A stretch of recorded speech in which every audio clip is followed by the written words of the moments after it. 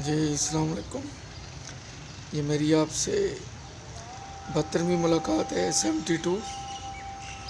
उम्मीद है कि आप लोग खैरियत से होंगे।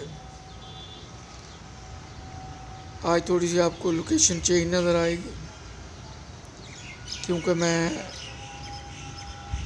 नीरेस्ट टाउन है वहाँ पे आया हूँ डस्का में। तो कामयाबियों के इस सफ़र की दास्तान में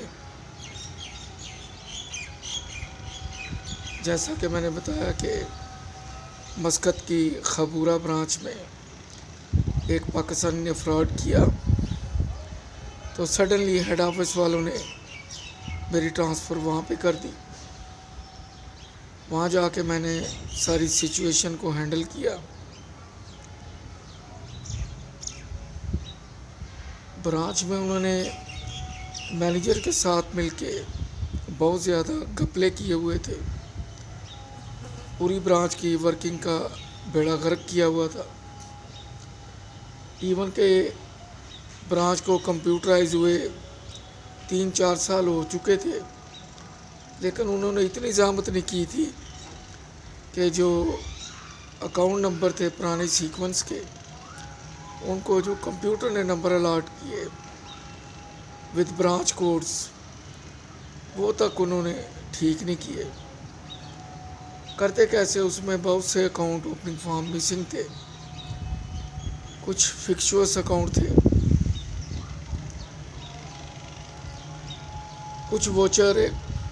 एक दिन मैं सुबह ब्रांच में जाता हूँ क्योंकि मैं लिवा से जाता था, ये वहाँ से तकरीबन 96 किलोमीटर दूर था।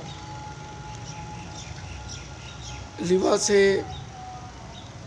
हम पहले सवार जाते हैं मेन रोड पे जो मस्कत को जाती है। लिवा से सवार को 31 किलोमीटर है। फिर सोहार से साहम है, वो भी कोई 31 किलोमीटर है। शाम से आगे फिर बदाया है, बदाए के आगे फिर खबूरा है। तो ये मेरा डेली आना जाना था। गाड़ी थी मेरे पास मज़दा 929। खुदा का शुक्र है उसने मुझे एक दिन भी तंग नहीं किया। सफ़र अच्छा गुजरता रहा, लेकिन ब्रांच में टेंशन बहुत ज़्यादा थी। कुछ पता नहीं चलता था कि जो काम कर रहे हैं सही कर रहे हैं गलत कर रहे हैं, क्योंकि सारा त्या पांचा उन्होंने किया हुआ था ब्रांच का। खैर अल्लाह का नाम लेके मैं काम करता रहा। मैं ही अकेला पाकिस्तानी था, बाकी तो पाकिस्तानी जा चुके थे।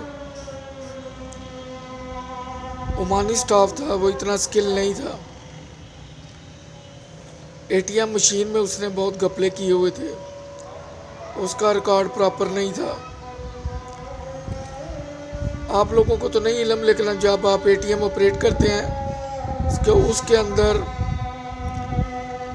एक प्रिंटिंग रोल होता है। आप जो भी एक्ट कर रहे होते हैं उस प्रिंटिंग रोल पे होता है।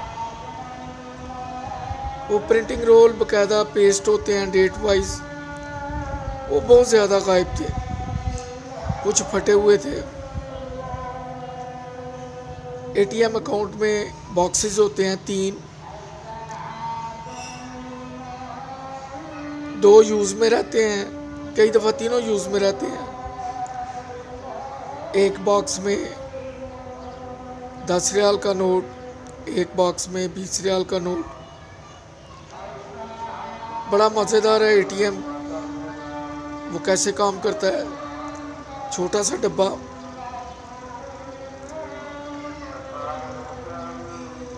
बड़ी कम्पैक्ट चीज़ है।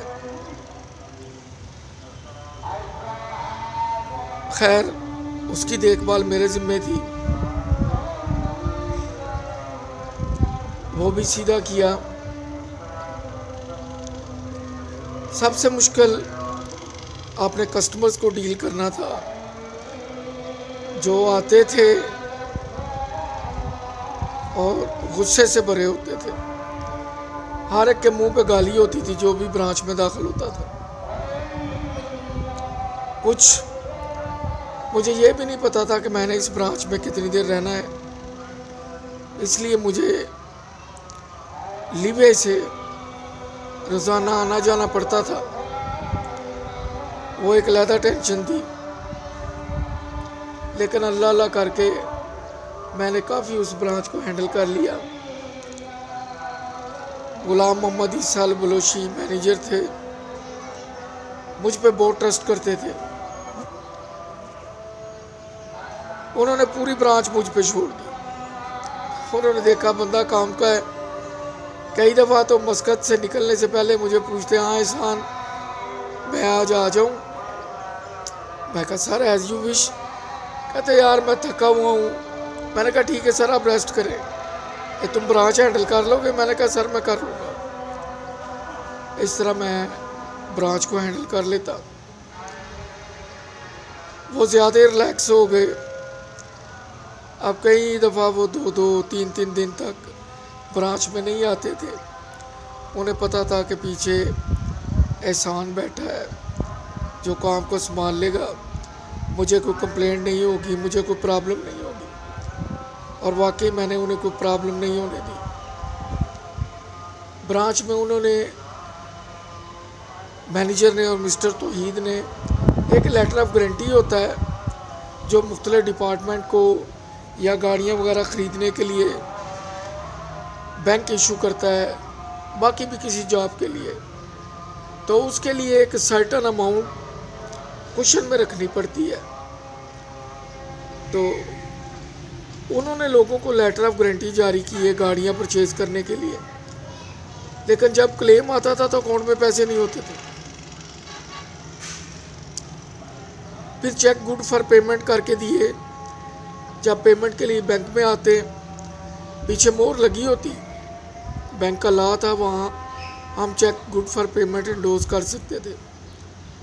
लेकिन जब वो चेक आता था तो बैलेंस में कुछ होता ही नहीं था, या वो अकाउंट ही क्लोज हो गया होता था।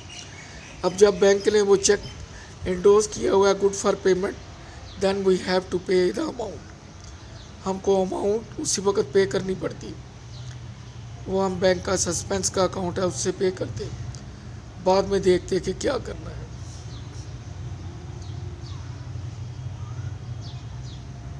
जो फिक्स डिपॉजिट अकाउंट थे बैंक के, उसमें उन्होंने घपला किया हुआ था। फिक्स बस FDR इशू की हुई थी।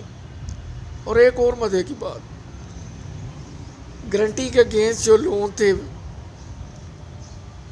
जैसे अंडरलियन हो जाता है आदमी का अकाउंट जो गारंटी देता है, अगर मेरे अकाउंट में 2 लाख हैं तो मैं 1.5 लाख की गारंटी दे सकता हूँ।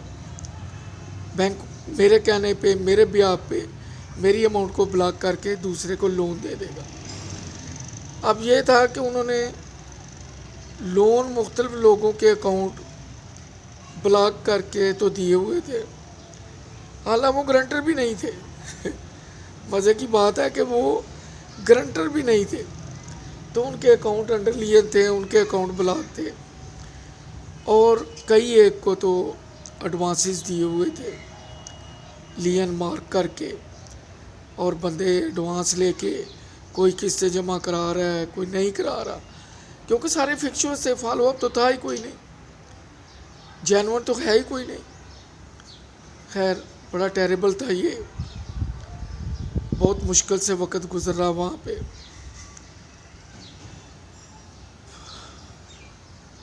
खाना भी खाता तो वो भी टेंशन में,